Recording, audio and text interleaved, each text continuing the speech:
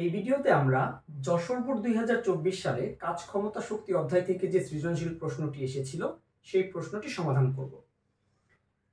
প্রশ্নটি একটি চিত্র বেসড ছিল, যেখানে বলা ছিল যে এবি একটি হেলানো তল এবং এই হেলানো তলের যে দৈর্ঘ্য সেটি বলা আছে 500 মিটার এবং এই হেলানো তলটি অনুভূমিকের সাথে 15 ডিগ্রি কোণ করে আছে।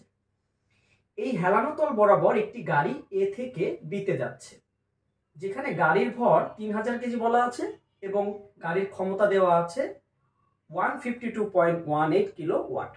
এবং এই যে এবি তল, এই তলের ঘর্ষণ উপেক্ষা করতে বলেছে, মানে ঘর্ষণ নিয়ে কোনো চিন্তা করার কিছু নেই।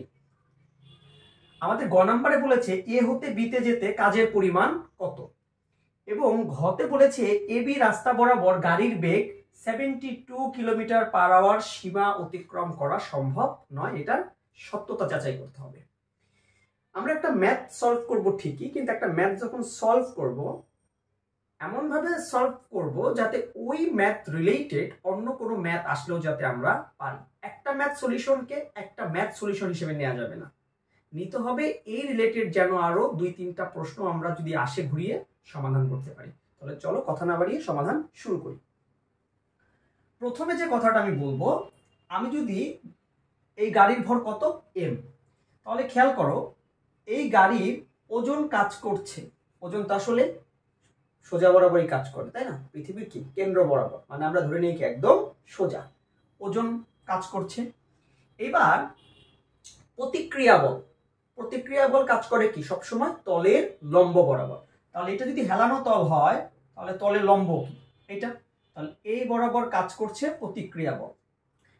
এইবার এই প্রতিক্রিয়া বল বরাবর ওজনের একটি কি আছে, উপাংশ আছে। এবার আমরা এই এমজি কে লম্বভাবে বিভাজিত করব। কিভাবে বিভাজিত করব? লম্বভাবে। কারণ এই যে আমরা ভেক্টর অধ্যায় থেকে যে একটা কথা শিখেছি যে আমি যে ভেক্টরকে বিভাজিত করব সেই ভেক্টরটি যে অক্ষের সাথে কোণ উৎপন্ন করবে সেই বরাবর হবে মূল ভেক্টরের কজ উপাংশ এবং অন্য অক্ষ বরাবর হবে মূল ভেক্টরের সাইন উপাংশ। এই যে মুখস্থর মতো যে একটা বিষয়, এইটা কিন্তু লম্বভাবে কিন্তু বিভাজন না করলে কিন্তু তুমি তখন লিখতে পারবা না। তুমি যদি মূল ভেক্টরকে যে কোনো দিকে বিভাজিত করো তাহলে কিন্তু এই সাইন কজের বিষয়টি কিন্তু তখন এত সহজভাবে কিন্তু লেখা যায় না। এবার দেখো, তোমরা নিশ্চয়ই জানো যে এই কোণটা যদি থিটা হয় তাহলে এই কোণটাও কত থিটা। আশা করি জানো, যদি না জানো কমেন্ট করবে, পরবর্তী ভিডিওতে দেখিয়ে দিব। তাহলে দেখো তো, আমরা যদি এমজি কে এখন লম্বভাবে বিভাজিত করি তাহলে এই বরাবর আমি লিখতে পারি ওজনের কজ উপাংশ মানে cos 15 ডিগ্রি, আর এই বরাবর লিখতে পারি এমজি সাইন 15 ডিগ্রি। এইবার আমি যখন এ থেকে বিতে যাব, আমি যাব না মানে গাড়ি চালিয়েই তো যাব, এবার এ থেকে যখন বিতে যাব তাহলে আমাকে নিশ্চয়ই এই বরাবর কি করতে হবে, বল প্রয়োগ করতে হবে। এখন কথা হচ্ছে আমি কি পরিমাণ বল প্রয়োগ করব। দেখো তো, এই অনুভূমিক বরাবর এমজি সাইন থিটা ওজনের কারণে একটা উপাংশ আছে। আমি যেহেতু এ থেকে বিতে উঠতে চাচ্ছি, এই ওজনের উপাংশটা কি বি এ বরাবর কাজ করছে, বি এ বরাবর, কিন্তু আমি তো উঠবো এ থেকে বিতে, এর মানে আমাকে এই উপাংশের সমপরিমাণ ঠিক বিপরীত দিকে বল প্রয়োগ করতে হবে। এবং এই ম্যাথের একটা টুইস্ট তোমাদেরকে বুঝতে হবে, এখানে কিন্তু আমরা সমবেগে উপরে উঠবো। এই যে আমি বলছি এ থেকে বিতে আমি উঠবো, এটা কিন্তু সমবেগে উঠবো। সমবেগে ওঠা মানে কি, নেট ফোর্স 0 হতে হবে বা লব্ধি বল 0 হতে হবে, এর মানে কোনো ত্বরণ থাকা যাবে না। আর নেট ফোর্স 0 বা লব্ধি বল 0 মানে কি, এই পাশের বল ইকুয়াল কি এই পাশের বল, মানে দুই পাশের বল কি হবে সমান, যেটাকে আমরা কি বলি সাম্য বল বলি। এর মানে আমি বলতে পারি নির্দ্বিধায় এখন আমি যখন এ থেকে বিতে উঠবো আমাকে এমজি সাইন 15 ডিগ্রি এর যে মান, এই সমপরিমাণ বল আমাকে প্রয়োগ করতে হবে। আর সরণ কোণ বরাবর, সরণও এই বরাবর। তাহলে চলো সমাধানটা লিখি। তাহলে গ, তাহলে দেখো তো কৃত কাজ আমরা জানি কি W equal two F S cos theta, এটাই তো জানি, বল এবং বলের দিকে সরণের উপাংশের গুণফল। এবার দেখো তো, আমি এবি বরাবর যখন যাচ্ছি, আমি এখানে একটু ডিনোট করে দেই এটা ডাব্লিউ এবি, এর মানে আমি কি পরিমাণ বল প্রয়োগ করব, যেহেতু সমবেগে উঠছি, কিছুক্ষণ আগে লেকচার দিয়ে আসলাম। এর মানে mg sin 15 ডিগ্রির যে ভ্যালুটা, এই সমপরিমাণ বল আমাকে প্রয়োগ করতে হবে। তাহলে f এর পরিবর্তে আমি লিখতে পারি mg sin 15 ডিগ্রি ইনটু এই বল বরাবরই কি সরণ কত s ইনটু cos।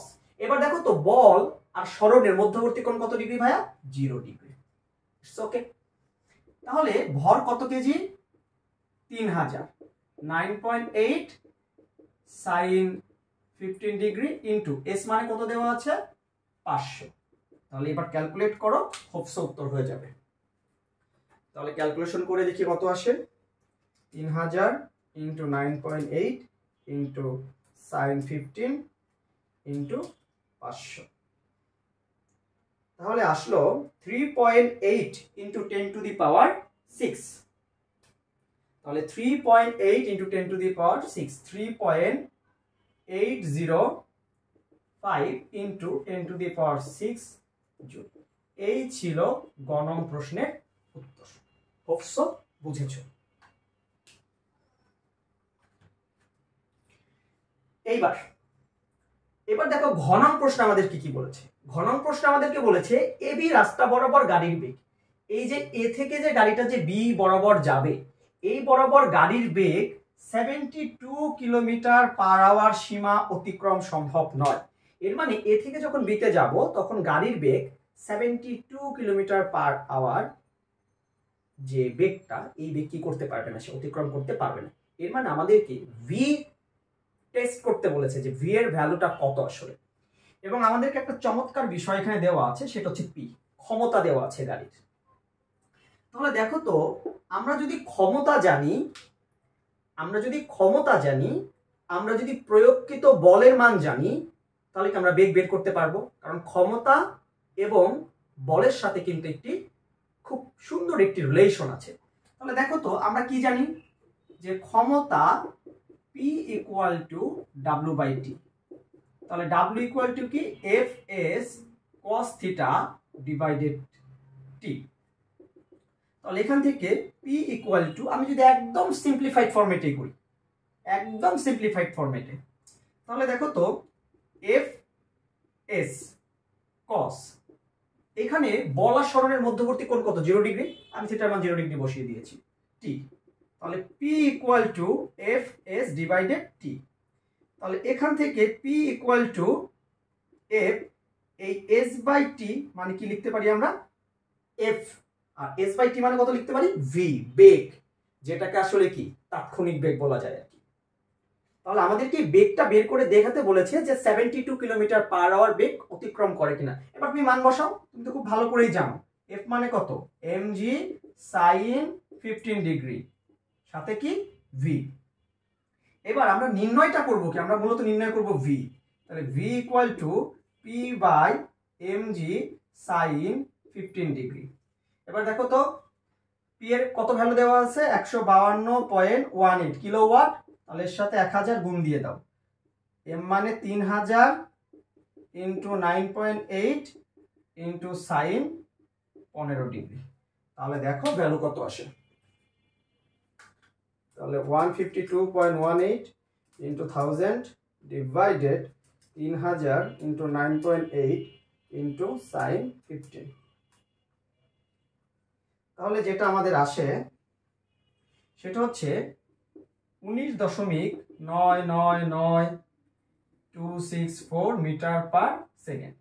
এবার এটাকে যদি আমরা কিলোমিটারে নিতে চাই, কিলোমিটার পার আওয়ারে নিতে চাই, তাহলে দেখো তো একটা বিষয়, যদি আমাদের কাছে 72 কিলোমিটার পার আওয়ারকে আমরা যদি মিটার পার সেকেন্ড নিতে চাই, তাহলে আমরা কি করতাম? 1000 দিয়ে গুণ করে 3600 দিয়ে কি করতাম? ভাগ করলে কি মিটার পার সেকেন্ডে চলে যেত। এবার ঠিক আমরা উল্টা কাজটা করব, এটাকে 3600 দিয়ে গুণ করব, ঠিক উল্টা কাজ করব। এবার 3600 দিয়ে গুণ করব, এর মানে এই 19.999264 কে 3600 দিয়ে গুণ করে আমি যদি 1000 দিয়ে ভাগ দেই, তাহলেই কিন্তু আমার এটা কিলোমিটার পার আওয়ারে চলে যাবে। তাহলে আমার ভ্যালু আসে 71.997 কিলোমিটার পার আওয়ার, বা আমি লিখতে পারি 72 কিলোমিটার পার আওয়ার। তাহলে কি এই যে বলেছিল এবি রাস্তা বরাবর গাড়ির বেগ 72 কিলোমিটার পার আওয়ার সীমা অতিক্রম করা সম্ভব নয়, কথা তো সত্য, 72 বেশি তো হচ্ছে না, তাহলে সম্ভব নয়, এর সত্যতা কি যাচাই করা হলো। এই ছিল যশোর বোর্ডের উত্তর। ধন্যবাদ।